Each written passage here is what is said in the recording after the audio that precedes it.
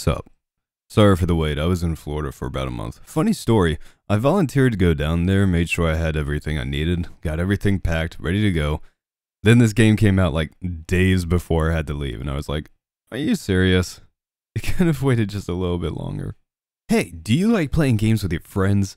Do you like Lethal Company? Do you like content warning? Do you like monsters? Randomly generated maps for hours of fun? How about plague doctors in medieval settings? Well, as it happens, the Euphoric Brothers, the developers of Garten of Banban, decided to take a break from their series of games to give us Unplagued. A very small game with a very simple concept.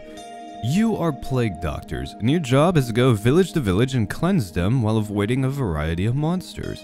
And all that sounds good and fun and all that, but there's a few issues.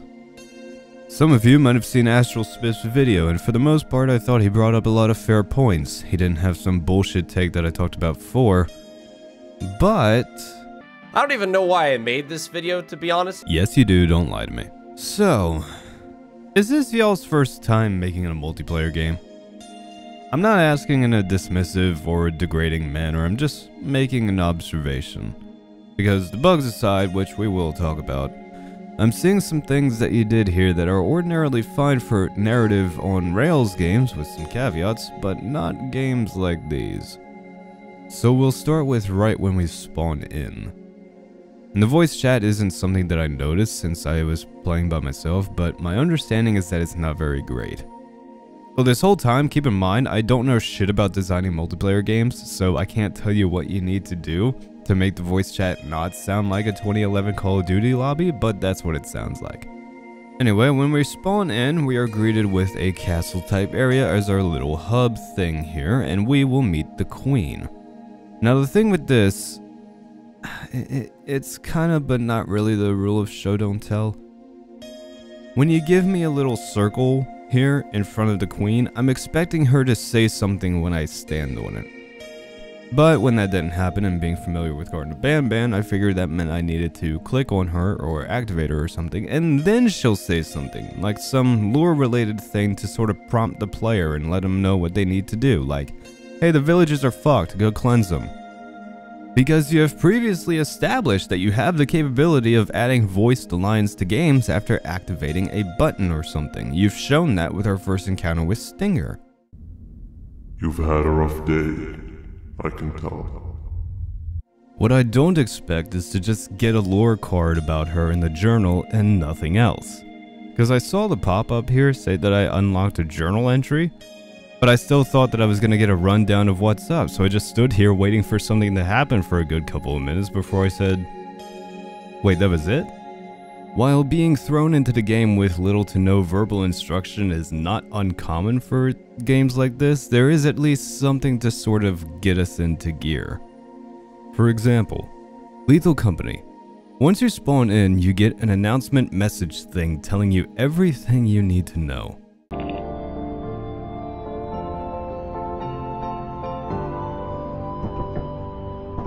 Welcome to your first day on the job. This is your very own autopilot ship, where you will eat and sleep for the duration of your contract. Make yourself at home. To complete the onboarding process, you will want to check the instruction manual and sign into your ship's computer terminal. We trust you will be a great asset to the company. Great asset to the company. Great asset to the company. This is your ship. To start, look at the manual and use the terminal. The manual, quite literally, tells you everything you need to know. How to go to different places, what else the terminal can be used for, but the best part is that you don't need to read this to figure that out. The terminal is simple enough to figure out just by going into it and looking. And the rest is easy to figure out, so it doesn't need to verbally tell us. Everything we need to know is right here. We have a profit quota and a number of days. So right away we know before even starting the damn game that we have a quota that we need to meet and a certain number of days to meet it. Your tutorial, so to speak, for the controls are constantly on the top right corner of the screen, so you always know. And from there you can figure the rest out yourself. You need to go down to a planet. You can scan around and see certain things listed at a certain value. Once you see that, you learn that, oh, I need to grab a whole bunch of shit and get the fuck out of here. You also learn that you are not alone. There are things here, and for full immersion, you need to figure out how to deal with them and whether or not some of them are hostile. All of this is intuitive, so you can see the game is able to tell us just about everything we need to know while managing to give us very minimal amounts of information. Maybe for a more relatable example, since Unplagued doesn't have any voice acting, only monster sounds, content warning. When you spawn in, you're told what to do through the instructions that are always on display in your visor, and there is a whiteboard, boiling down the objectives as simply as you can. Go here, do this, victory. It seems as if you guys tried to go the same route, and I do mean tried. We spawn in, and in true Garten of Banban fashion, we're given these little pop-up tutorials on how to do stuff, like scroll through items, how to use them, how to move, and all that good stuff. But outside of that, we're given nothing. Your context and introduction to the game world and what we're doing is in an info card if we happen to click on the queen. Sort of.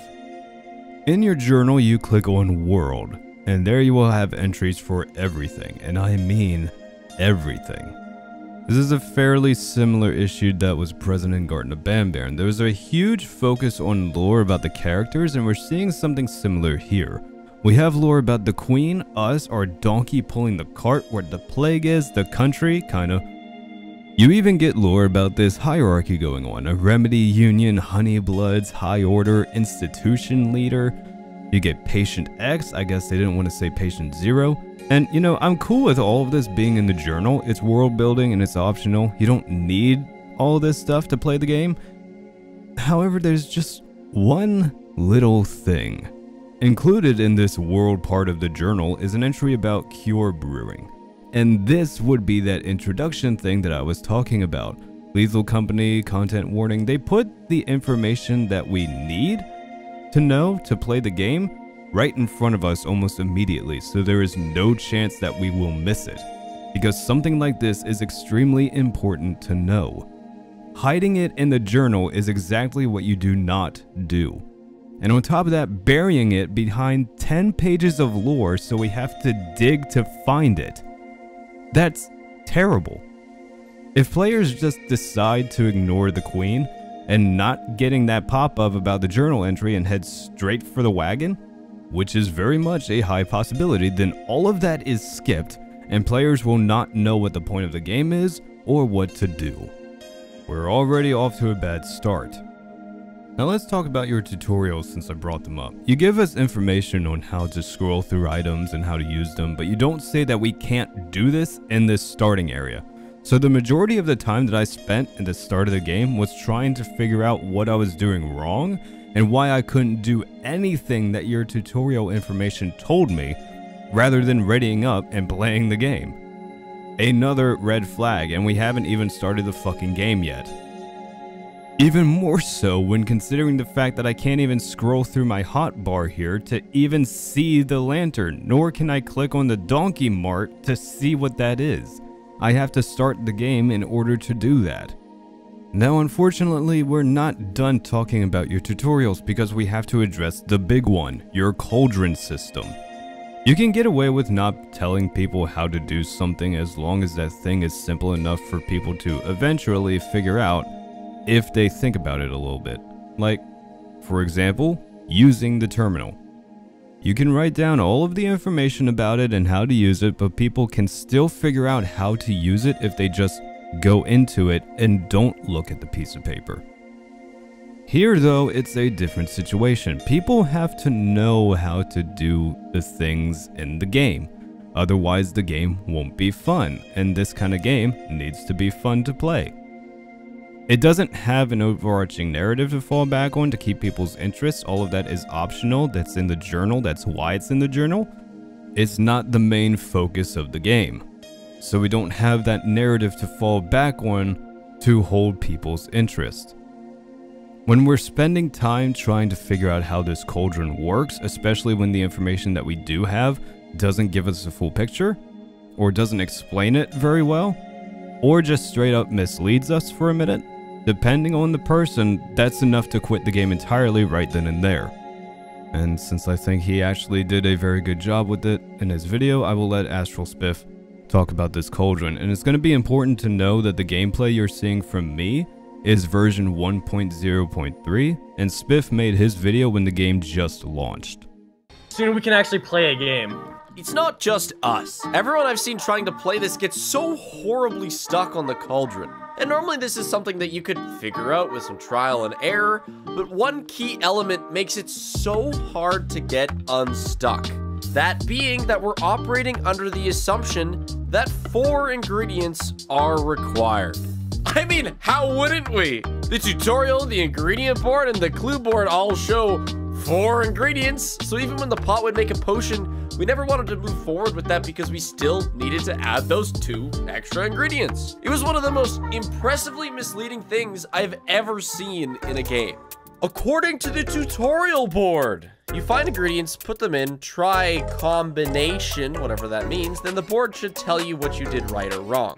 Allow me to fix this board. Step 1, find ingredients by whacking things. Not everything is an ingredient. Would have been nice to know. The radishes are, but the grapes that are right beside them and pictured on the board are not ingredients and can't go in the pot. There is a special type of grape that is an ingredient though, but with no way of knowing this, it just felt like the game was brokener.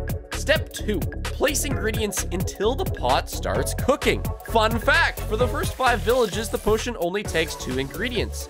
And once they're in, the pot makes a potion. We thought we were prematurely setting off the pot because we assumed it was a 4 ingredient potion because nowhere does it mention that it might not be. After not being able to put in more than 2 ingredients, we again thought it was broken. So between that and not being able to put in certain things, there was a very fine line between wondering if we were doing it right or if it just didn't work. Step 3, and this is important! After placing 2, 3, or 4 ingredients and having the pot brew, you'll be able to infinitely take out the potion and very importantly, need to throw it in order to have anything on the board register and tell you if you were right or wrong. Literally just placing throw at the bottom here would make a huge difference. Once you throw the potion, the board notes what ingredients were right, wrong, or in the wrong spot. The board mostly works, except the top will only ever display the first combination you tried, which can be fairly misleading. For example, if you put in the mushroom and fancy grape and it was wrong, those 2 icons will stay up there forever, and you have to instead watch the X section. When I tried a rib cage, it didn't display in the X section, so I knew it was correct, even though it didn't show on the top display because that was broken. Speaking of broken, the final part of the process that isn't explained at all is the most broken. This stupid ass lever. Step 5, resetting the pot. We figured that the lever had to be down to put ingredients in because that's what worked at one point. That was wrong. The lever does nothing until you've put ingredients in and made a potion. At that point, it's used for resetting the pot so you can try new ingredients to slowly figure out the right combination. However, it only works about a quarter of the time. Now let's see if this works. Okay, this is kind of perfect, actually. So we'd flip the lever. Maybe that'll reset it. Let's put the mushroom in. Nope. The way to reset the pot after you have tested and thrown the potion to get the information is the lever. However, it only works about a third of the time. Up or down also doesn't matter. Pressing the lever gives the pot the opportunity to reset. You know, like... Oh, this is so hard to figure out. It was such a pain to figure out. In the end, the best way to do it is to flip it.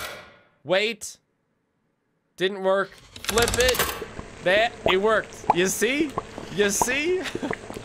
It just needed 3 levers to switch. Up or down doesn't matter. I'm pretty sure it's just a lever because that's all they know how to work with. It took hours for me to work all that out. But at least on attempt 3, we were about to cure our first village. I'm not heartless. You know, I might not be thrilled with him, but I do feel a little bad for him because I understand how difficult this kind of stuff is to figure out. Because you might say, but Bowie, in some of his footage, those last 2 blocks on the board were locked. Did you not see that? And while you do get points for having a keen eye, those blocks don't get that symbol until after you throw the very first potion.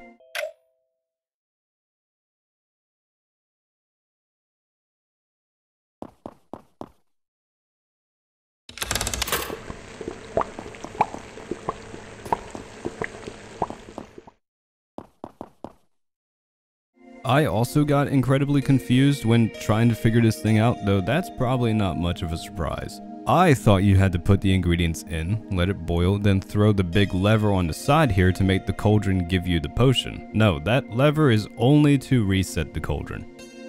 Now, for what he said about not every item being an ingredient, there was already a system in place to tell the player what is an ingredient or not. You see this little cauldron symbol in the corner here?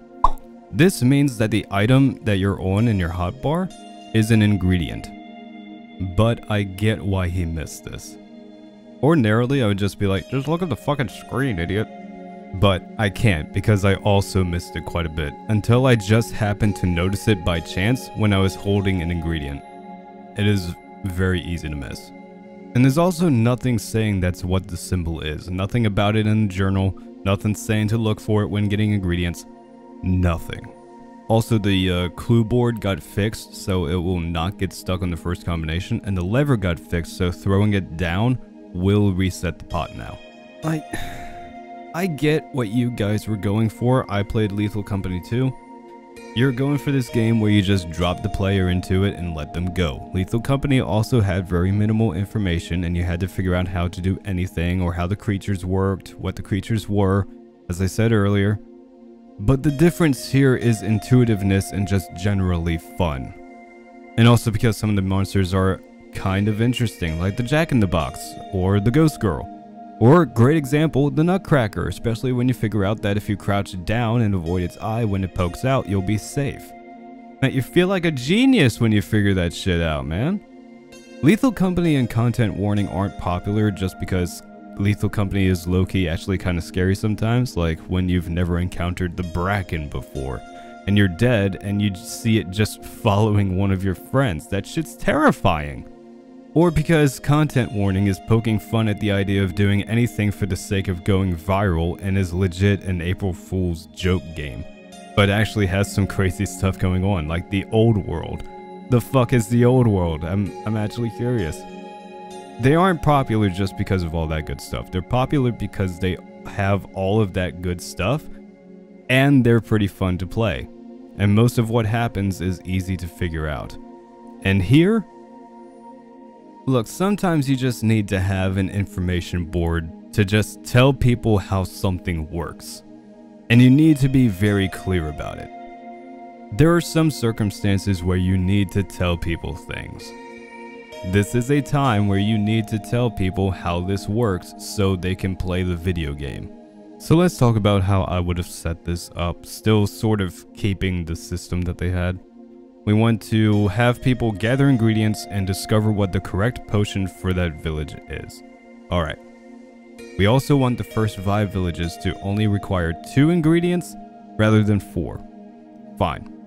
For the clue board, I would do one of 2 things. I would do what they did and have 4 boxes, and for the first 5 villages, I would have 2 of them crossed out or blocked out, or in their case locked, indicating that you don't need to pay attention to them, and have the first 2 open with no symbol in them, indicating that you are only collecting 2 ingredients because there are only 2 spaces.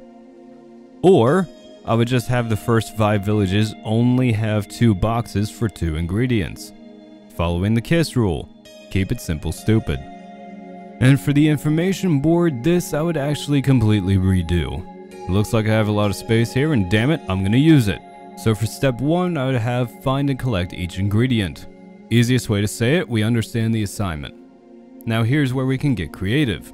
If I wanted to make sure you knew everything and had an easy time with everything, then I would have a picture of everything that is an ingredient, and I would tell you that ingredients are hidden in bushes or things that you have to hit.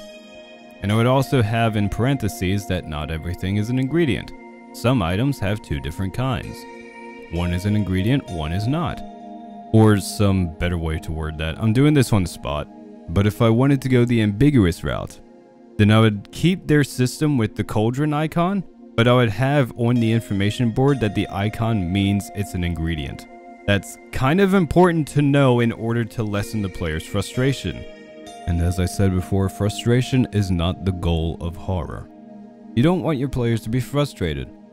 If they're frustrated, they're not having fun. Step 2, put ingredients in cauldron and watch it boil. Step 3, try the combination. How? Yeah, even if I was going with minimal information, I would still tell you what to do with this step because you need to know how to play the video game in order to play the video game, right? So, step 3, collect potion and throw to test it. And then step 4 is fine. And then at the bottom, I would explain the lever.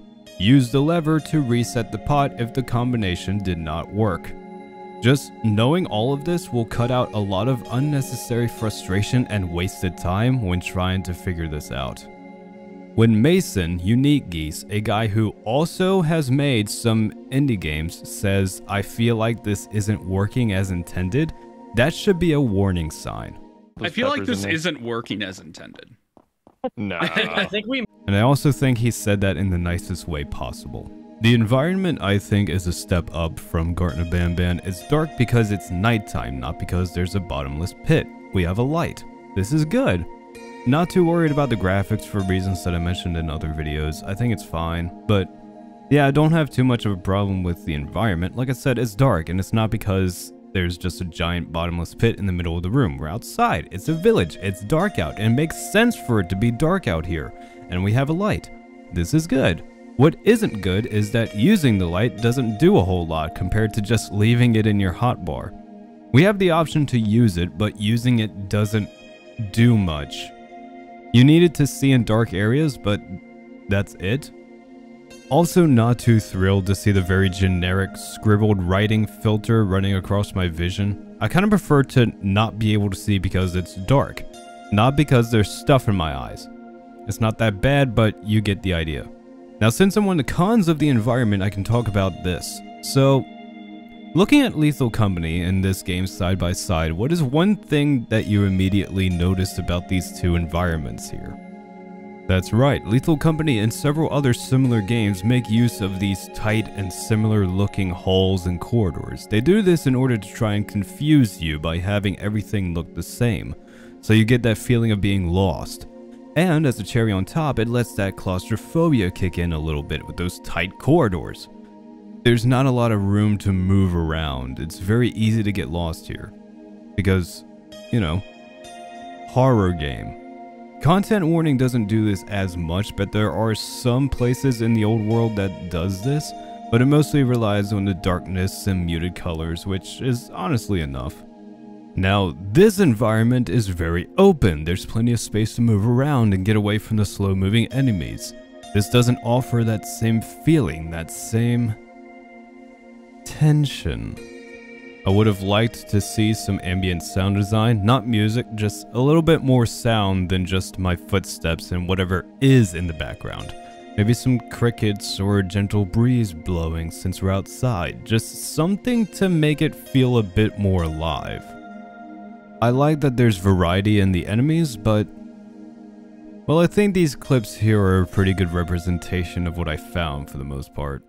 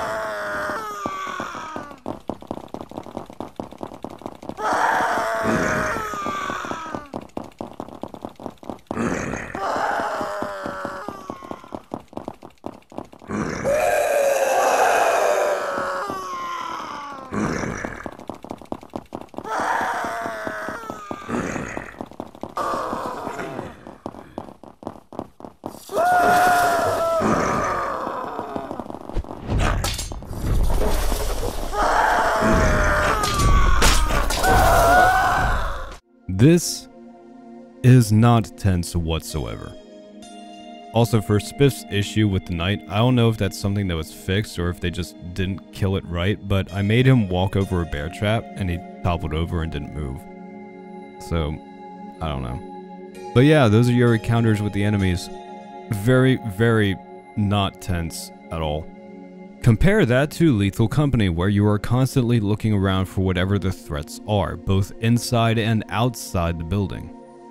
Oh, and there's a snail in the game that one-shots you if it touches you. I'm not too mad about it, I think that's funny. There's lore, but like I said with the Queen, it's all in the journal once you discover things. I'm not really a fan of lore being handled this way, but I think it's more of a personal preference. However, I will say that for the enemies, you only get journal entries on them if you hit them, which can be a challenge because the combat system is incredibly fucking clunky.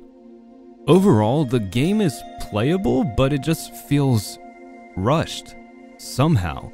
It was free for the first 24 hours, which was announced on their Discord, so the majority of their supporters were able to grab it for free, which is an interesting decision, because that's where the majority of your game sales would come from, but hey, their game, their call.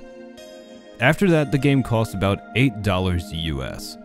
Now, I'm not going to get up in arms about money and all that like some people have in the past, but I don't know, I feel like for something like this, with all that was mentioned, I feel like $5 should have been the absolute max. Bowie, there's merch. Shut up, I don't care. There's no storytelling, no voice acting, the enemy encounters are the opposite of tense, and I would dare say they are still kinda broken because some of them will not de-aggro, and depending on the enemy and environment, you can soft lock yourself. The Cauldron is not intuitive and actively misinforms new players. The combat is just super clunky, and this would be where I would say if the blue circle thing that Spiff mentioned in his video was fixed, but I'll be completely honest, I didn't play enough to find out. I played until I cleansed one village so you guys could see what that looks like, and that was all I could take. This is what you get when you cleanse a village.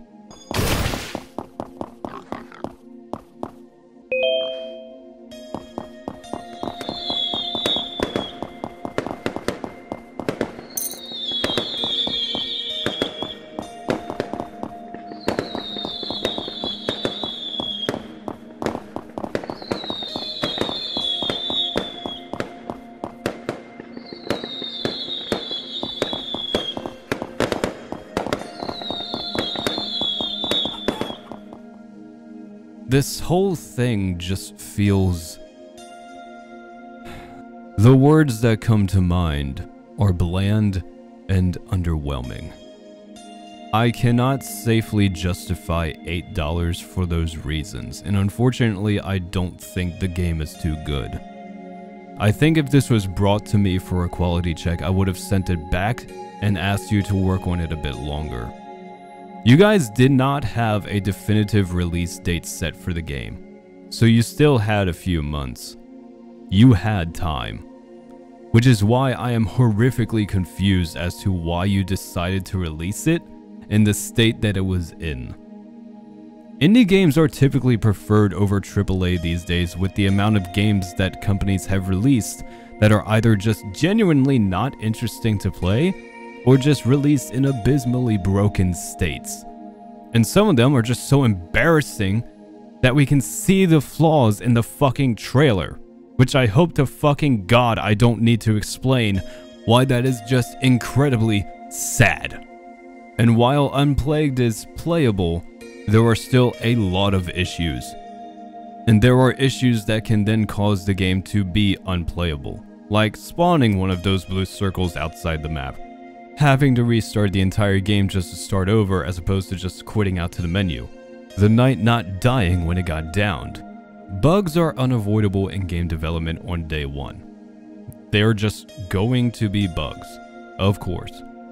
But all of that was stuff that should not have been a thing, and I feel like could have been avoided by doing the things that Spiff and Mason and the other guys did, by playing the game as players would, by playtesting it.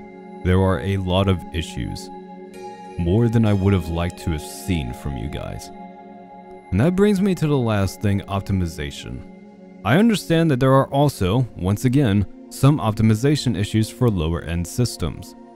And I get that it's just the two of you, and I was being nice with Garten of Banban and the fact that those ran fairly well for me, even on my laptop. I basically chalked it up to growing pains with an unfamiliar engine. But you guys have made several games at this point. You seriously need to figure this shit out for lower spec systems. And just out of curiosity, I took a peek at the minimum system requirements for this game. And this means nothing. When I look at a minimum system requirements section, I'm looking at it to know if my computer is powerful enough to run the game. So I'm expecting to see a list of specs that a computer would have at the bare minimum in order to run the fucking game. Kind of like you see with Lethal Company. This is just sad. You list CPUs in the graphics category, a 2.4 GHz quad-core Intel or AMD processor. Those are CPUs. You would list a graphics card for the graphics category, and the CPU would go in the processor category. This is basic attention to detail. If you can't get even that right, that is a serious red flag. And settings to change the graphic settings for lower end hardware. You can adjust settings all fucking day, but if your hardware is too old or not powerful enough to handle what the game is giving at its lowest, then adjusting settings isn't going to do a single fucking thing. I get that it's just you guys, but I expect better from you at this point. I saw the thumbnail for Astral Spiff's video, and I can understand why he came to think this, if this is something that he thinks. I understand. But I don't have any definitive proof of that, so I'm not comfortable with saying that. I prefer to know rather than accuse. But yeah, this really isn't good. And for once, I'm kind of on the side of the Steam reviews, which are putting this game at a very not so good status. I think for $8, I'd be more likely to recommend a game called Pilgrim, which interestingly enough has an extremely similar scenario. You're not plague doctors and you're not cleansing villages, but it is set in a medieval setting. Your method of transportation is a wagon, which also happens to be part of the gameplay, and there's a variety of enemies, and the maps are randomly generated. Oh, and there's in-game voice chat that works. It looks fairly similar in the graphics and style department. Instead of a cane, lantern, and potions, you have some torches and some lanterns with a barrel of lantern oil in the wagon. Makes sense, lanterns need oil. And when you talk to the guy at the gate that has voice acting, you find out that your goal is to get to the end of the road and release the pigeon. But no pilgrim that was sent out ever came back. Which means there's something dangerous on the road, which is hinted at more by the sign that you passed saying it follows you. So lucky for you, there's a merchant somewhere along the way. You can stop along the way at different places and loot all there is to grab to get money to buy things to help you survive. And did I mention there's voice acting? So out of the two, I think I'm more likely to recommend Pilgrim at this point in time. But hey, what do I know? I'm a story guy.